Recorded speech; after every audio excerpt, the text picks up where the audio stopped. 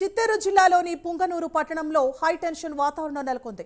ఇవాళ YCP MP Mithun Reddy పుంగనూరులో పర్యటిస్తుండటంతో ఏ క్షణంలో ఏం జరుగుతుందో అన్న టెన్షన్ నెలకొంది.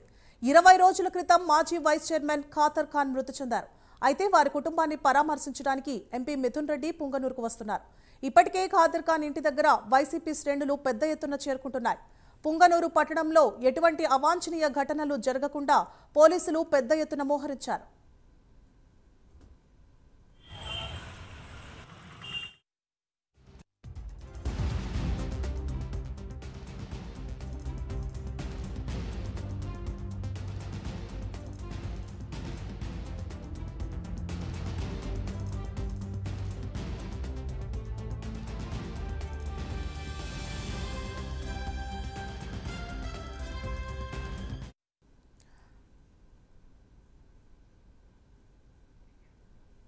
రైట్, ఇక పుంగనూరులో మిథున్ రెడ్డి పర్యటనలో భాగంగా హై టెన్షన్ వాతావరణం నెలకొంది. భారీగా పోలీసులు మోహరించారు.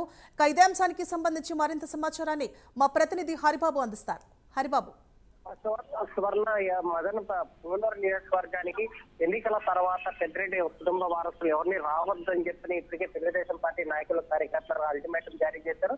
ఈ నేపథ్యంలోనే గత నెలలో అతను పుంగనూరుకు వచ్చిన క్రమంలోనే పెద్ద ఎత్తున గొడవలు చెలరేగి వినతి పత్రం ఇవ్వాలని వెళ్లిన తమపై దాడికి పాల్పడ్డారంటూ తెలుగుదేశం పార్టీ నాయకులు, అలాగే తమపై దాడికి వచ్చారని వైసీపీ నాయకులు పరస్పరం కేసులు కూడా నమోదు చేసుకున్న పరిస్థితి అయితే ఉంది.